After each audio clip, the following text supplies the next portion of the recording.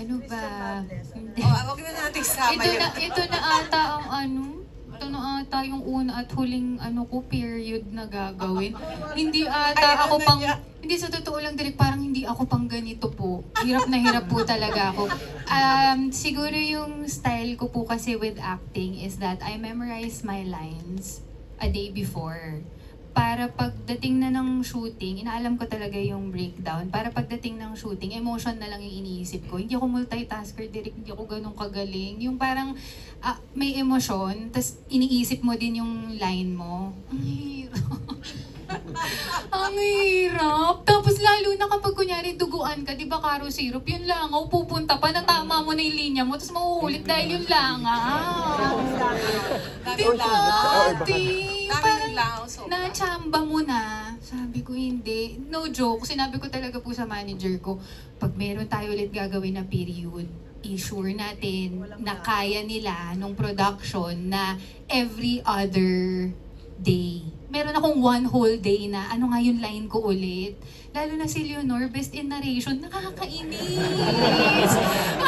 Parang sabi ko, bakit naniwala sa akin yung writer? Bakit naniwala siya? Kaya ko to. And thank you, Miss Hilda. Alam mo sa... Napagod ako ng kawa ng ube na yan, nasunog na yun. Oo. Braso ko, okay na, exercise. Tapos may... Miss Hilda, may yakap ka sa akin. Na-appreciate ko talaga si Miss Hilda. Doon na nabasag yung parang ma-intimidate ka or something. Kasi sabi niya, hey, you're shaking. Nanginginig na ako sa kaba. Okay lang, kahit magkamali kasi lang tara. Pero akapin ko muna siya dahil I want her to be, okay lang. I mean, lahat tayo nagkakamali, okay lang yun. So relax, akap muna. Tapos tayo na uli sa kawa, tara. Yung ube na yung sunog na sunog, hindi na namin makain. Puro usok, abay tinapa na nga kami dun eh. Thank you so much. And by the way, kahit na dapat ngarag kayo dun, sobrang ganda pa rin ninyong lahat dun sa Oh, thank you. Garag na garag talaga itsura namin. Naka-brown makeup kami doon, nanggigitata kami mga hapon. Talagang maghapon. Diyos ko, ang baho-baho na namin. Thank you so much for that question. We have a few more questions from our media friends. Taas naman kayo dito. Sisigaw ako mamaya ng tumaas para mapunta sa iyo. Wala yung mga taga-taas. Congratulations po Team Sisa. Thank you. So ito pala yung feeling na napapanood siya in The Mother. Gusto, naura po siya in Europe. Thank you po Derek Percy and to Miss Hilda. You mentioned po kanina yung the Spanish speaking lines. Bigla in-impress si Mr. Harrison on that. How long did it take you to memorize po your Spanish lines? The memory was easy. Numpisahan ko na yan sa ano pa lang sa Amerika. Kasi niya to, may memory ka na, I can do this. Pagdating ko sa Maynila, ang ginawa ko, memorize ko muna yung meaning ng Spanish. But I don't speak it eh. So I have to memorize it so I know what I'm talking about. Pagkatapos kong memoryahin yon, naka-translate yun sa English eh. So alam ko na yung meaning nun. After that, to really memorize that, I wrote it from memory in Spanish. Yeah, sinulat ko siya mag-isa ko sa likod ng script ko. In Spanish, ginawa ko lahat yun. So, nandun na yun sa utak ko. Hanggang mapanag-inipan ko talaga yun. But the hardest part was, with the coach, was the inflection more than anything else. Because, hindi pareho eh. Pwede mong sabihin ng ganito in a certain way, but the inflection pagdating mo doon, pag sinabi mo, iba. So, yun. Medyo kinabahan lang ako ng konti, pero yung umpisa sa US pa lang. Yung umpisahan ko na yun, nakadalawang sentences na ako bago ako lumipad. I can do this. Kasi ko direct, nakakainis naman. Pero 4 na commander yung pinagdaanan ko doon, nahirapan ako. Isang commander na hinimatay, yung pangalawang commander, hindi mamemorya, yung pangatlong commander, hindi maka-acting yun. Diyos ko, Panginoong Diyos. Tumasig ko kayo, naglagay na ng mga insenso doon dahil parang minamalas na kami ng gusto. Ilang ulit na yun, nasa initang kami ng sampayan na yan. Itong sampayan scene na ito, walang katapusan. Dasal kami ng salita na commander, parang yung Panginoon, para mo ng awa. Bigyan mo na kami ng tamang commander. Ilang beses ko ba ito uulitin? Kasi nakaapat kaming commander. Nakaapat kami doon na commander. Yung una, hinimatay talaga. Hinimatay talaga. Tapos hinimatay Sa siya, init. ayaw na niyang mag-artista. Nag-retire after that.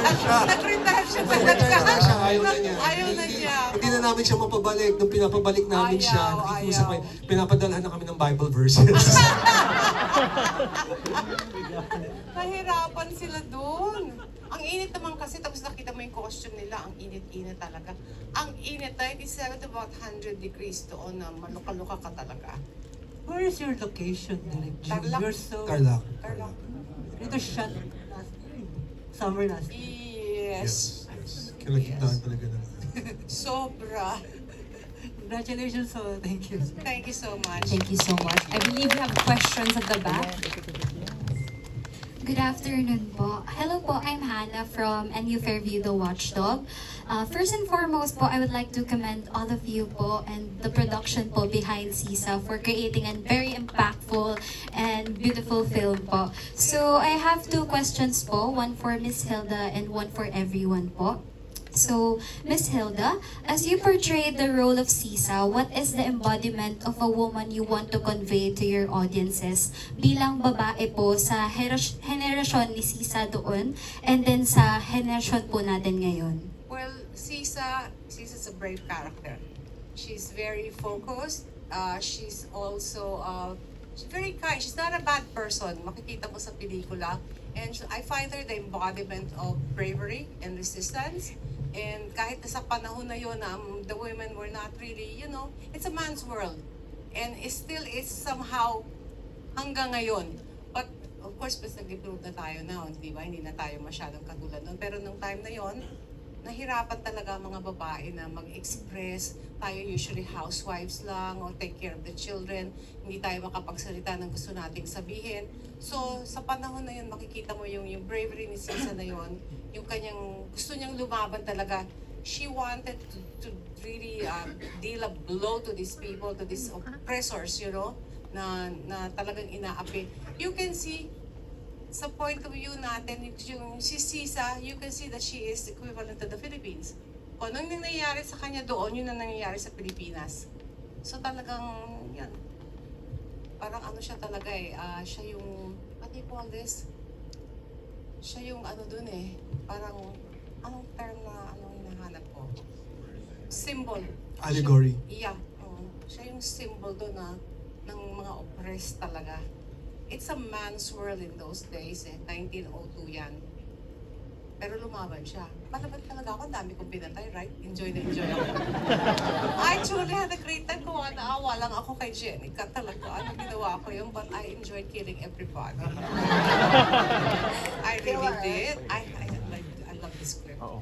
Ang dami kong papatayan. Hello. May gusto na view. Okay po, thank you po, Miss Hilda. Now for my last question po, Miss Hilda, Miss Eugene, and Miss Jenica and Direct June, with Women's Month approaching, what do you hope Sisa's story will leave in people's hearts? What message do you hope audiences, especially women po, will carry with them moving forward? That they can do whatever they want, especially in this day and age. We can do it. Yeah, and women supporting women. Come Right. on, we're Tayo, stronger. tayo. Yeah. Tama yun. Hindi tayo magkakalaban, magkakampi tayo.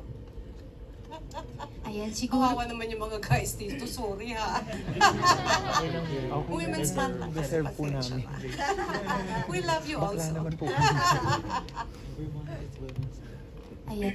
Feeling ko, since na-discuss naman natin si Sana, sana pag na lang po, pag napanood nila si Leonor, yung mga kababaihan, lalo na yung mga nasa younger generation, makita nila that it's dangerous for a woman to be alone.